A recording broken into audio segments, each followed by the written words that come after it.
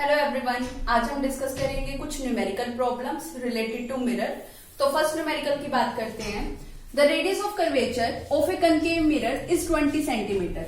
किसी भी न्यूमेरिकल को सोल्व करने से पहले आप उसको डायग्राम के थ्रू समझ लें। तो देखो, कनकेव मिरर की बात हुई है, कनकेव मिरर को ड्रॉ कर लो। कनकेव मिरर कौन सा होता है? जिसकी इनर सरफेस क्या हो, रिफ्लेक्टिंग, एंड आउटर सरफेस क्या हो, पॉलिश्ड हो। तो हमने इसकी आउटर सरफेस को क्या कर दिया? पॉलिश कर दिया। ठीक है, अब हमें पता है कर्व सरफेस का मिड पॉइंट क्या होता है? पोल। अब ये जो सेंटर ऑफ कर्वेचर और पोल को पास करती हुई लाइन होती है, ये क्या होती है? Principal axis. यहाँ पे हमने ड्रॉ कर लिया क्या? Centre of curvature. तो अब देखो, स्टेटमेंट में बोला क्या गया? The radius of curvature of a concave mirror is 20 centimetre. अब हमें पता है रेडियस ऑफ कर्वेचर क्या होता है? सेंटर ऑफ कर्वेचर और पोल के बीच के डिस्टेंस को हम क्या बोलते हैं? Radius of curvature. इसीलिए मैं इसको डिनोट कर लेती हूँ किससे? आर से। तो ये लेंथ है हमारे पास क्या? Radius of curvature.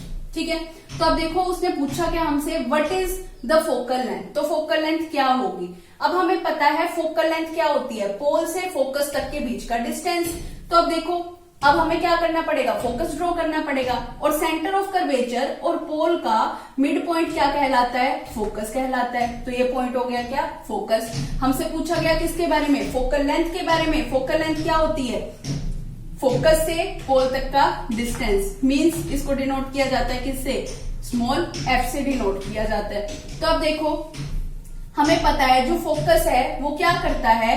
Radius of curvature को दो इक्वल पार्ट में डिवाइड कर देता है। इट मींस यहां से यहां तक का डिस्टेंस, सी से एफ तक का डिस्टेंस कितना हो जाएगा? r/2।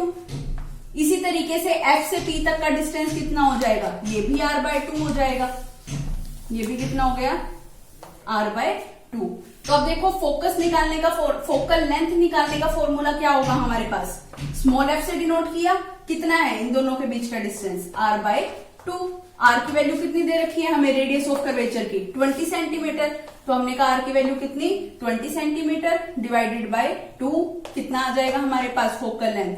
10 सेंटीमीटर। एक बार रिपीट करती हूँ। देखो, सबसे पहले हमने कनकेव मिरर ड्रॉ किया। सेंटर ऑफ कर्वेचर और पोल के बीच का डिस्टेंस क्या होता है? Radius of curvature. इनके बीच में जो मिड पॉइंट होता है वो रेडियस ऑफ कर्वेचर को दो इक्वल पार्ट में डिवाइड कर देता है, r/2 and r/2।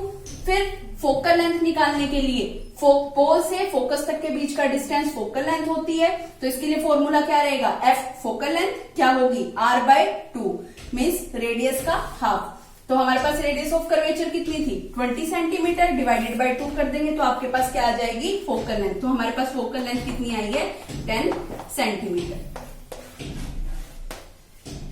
Second numerical है, a concave mirror has a focal length of 30 centimetre. तो सबसे पहले मैंने ड्रॉ कर लिया कनकेव मिरर।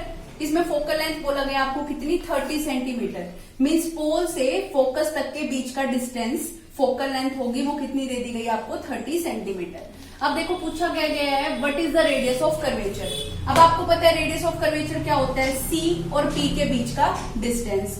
इसी को हम बोलते हैं रेडियस ऑफ कर्वेचर और आर से इसको डिनोट किया जाता है। और हमें ये भी पता है फोकस पॉइंट क्या करता है? इस रेडियस ऑफ कर्वेचर को दो पार्ट में डिवाइड कर देता है। तो यहां से यहां तक का डिस्टेंस r/2 और यहां से यहां तक का डिस्टेंस कितना हो जाएगा? r/2। तो अभी देखो, फोकल लेंथ निकालने का फॉर्मूला क्या होता है? f is equal to capital R divided by 2। यहाँ पे हमें क्या निकालना है? Radius of curvature. Cross multiply कर दो तो r की वैल्यू कितनी आएगी? 2 मल्टीप्लाई में f।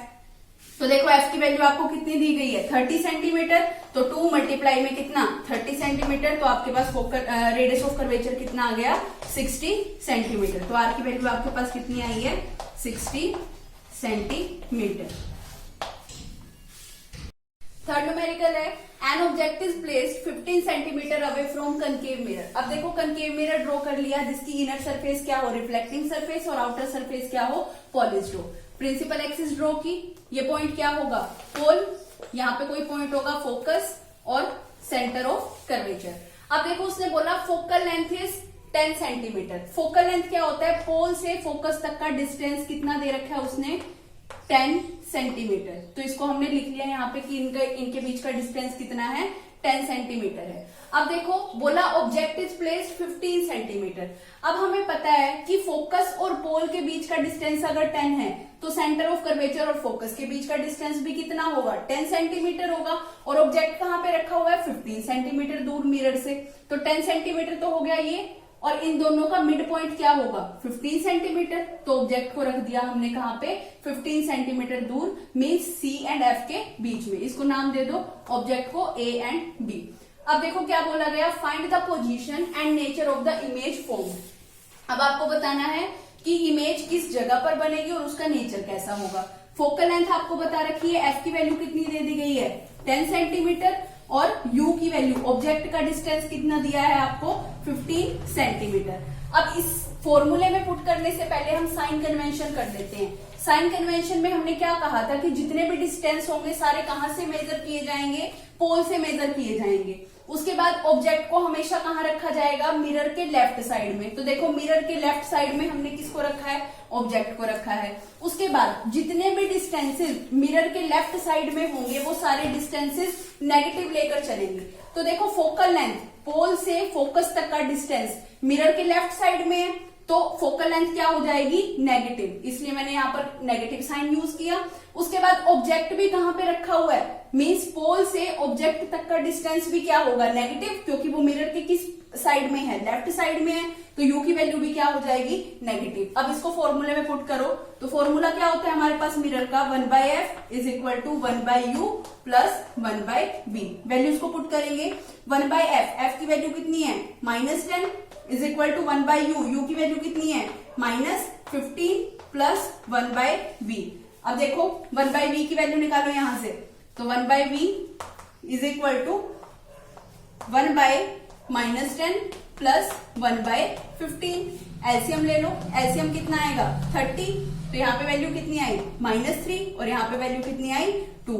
तो आपके पास 1/v की वैल्यू कितनी आ जाएगी, तो 1/v की वैल्यू आई आपके पास कितनी, -1/30। और अगर मैं यहां से b की वैल्यू निकालूं तो v की वैल्यू कितनी हो जाएगी, -30। अब यहाँ पे ये जो माइनस साइन है, ये माइनस साइन किसको रिप्रेजेंट करता है, कि जो वैल्यू है वो क्या है, रियल एंड इन्वर्टेड है। मीन्स जो ऑब्जेक्ट बनेगा, अब हमें इमेज फॉर्मेशन में हम पहले ही कर चुके हैं कि जब हम ऑब्जेक्ट को सी और एफ के बीच में रखते हैं तो इमेज कहाँ बनती है, बियॉन्ड सी बनती है, और उसका साइज क्या होता है, एनलार्ज साइज होता है। इट मीन्स जो भी वैल्यू आएगी, अब ऑब्जेक्ट इमेज भी कहाँ बनी है, मिरर के लेफ्ट साइड पे बनी है, तो मीन्स पोल से इमेज तक का डिस्टेंस भी क्या होगा, नेगेटिव होगा, क्योंकि जो भी डिस्टेंस मिरर के लेफ्ट साइड में होते हैं तो वो क्या आते हैं, नेगेटिव। तो इसीलिए v की वैल्यू क्या आई है, नेगेटिव। और इमेज कैसी होगी, रियल एंड इन्वर्टेड, और पोजीशन क्या होगी उसकी, -30 सेंटीमीटर दूर बनेगी इमेज। एक बार रिपीट करती हूँ इसी को। तो देखो फोकल लेंथ हमें दी हुई थी कितनी, 10 सेंटीमीटर।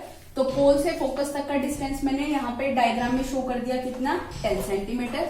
उसके बाद बोला गया कि ऑब्जेक्ट जो है वो मिरर के 15 सेंटीमीटर दूर रखा हुआ है। तो देखो अगर फोकल लेंथ 10 सेंटीमीटर है तो सेंटर ऑफ कर्वेचर और फोकस के बीच का डिस्टेंस भी कितना होगा, 10, और 10 का हाफ करोगे तो कितना, 5। तो देखो 10 प्लस 5 कितना हो गया, 15 सेंटीमीटर। तो हमने मिरर से 15 सेंटीमीटर दूर किसको रख दिया, ऑब्जेक्ट को, जिसको हमने नाम दे दिया ए बी। अब देखो फोकल लेंथ कितनी दी हुई है, 10, और ऑब्जेक्ट का डिस्टेंस कितना दिया हुआ है, 15। अब आपको पूछा गया कि इमेज की पोजीशन, की इमेज कितनी दूर बनेगी मिरर से, मींस v की वैल्यू आपसे पूछी गई है। नेक्स्ट आपको बोला गया है नेचर ऑफ इमेज, की नेचर कैसा होगा वो बता दो। तो सबसे पहले आपको साइन कन्वेंशन यूज करनी पड़ेगी। जितने भी डिस्टेंस होंगे पोल से मेजर होंगे, ऑब्जेक्ट को हमेशा लेफ्ट साइड पे रखा जाएगा। तो देखो मिरर के लेफ्ट साइड पे रखा है। अब जितने भी डिस्टेंसेस मिरर के लेफ्ट साइड पे होंगे वो सारे क्या होंगे, नेगेटिव काउंट होंगे। तो देखो पोल से फोकस तक का डिस्टेंस मिरर के लेफ्ट साइड पे है, तो इसलिए हमने फोकल लेंथ को क्या लिया है, नेगेटिव। दोबारा सुनो, पोल से फोकस तक का डिस्टेंस मिरर के लेफ्ट साइड पे है, इसलिए हमने उसको क्या लिया है, नेगेटिव। ऑब्जेक्ट भी कहां पे रखा हुआ है, मिरर के लेफ्ट साइड में, तो पोल से ऑब्जेक्ट तक का डिस्टेंस वो u की वैल्यू भी क्या हो जाएगी, नेगेटिव। अब देखो फॉर्मूला क्या होता है मिरर का फॉर्मूला होता है 1/f is equal to 1/u plus 1/v। अब जो भी वैल्यूज थी साइन कन्वेंशन यूज करने के बाद उन सभी वैल्यूज को उठा के इस फॉर्मूले में पुट कर दो। तो एफ की वैल्यू कितनी थी -10, यू की वैल्यू कितनी थी -15, तो 1/v की वैल्यू निकाल लो।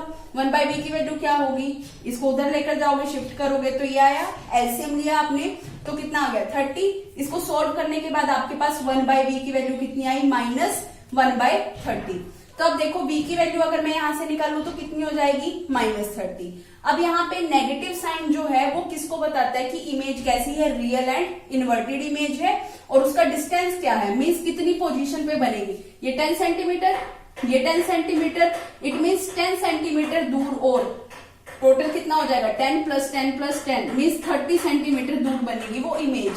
और देखो अब यहाँ पर हमें पता है जब भी सेंटर ऑफ कर्वेचर और फोकस के बीच में जब ऑब्जेक्ट को रखा जाता है तो इमेज हमेशा कहाँ बनती है, बियॉन्ड सी बनती है, और कैसी होती है, रियल एंड इन्वर्टेड होती है। और ये जो इमेज बनी है वो भी किधर बनी है, मिरर के लेफ्ट साइड पे बनी है।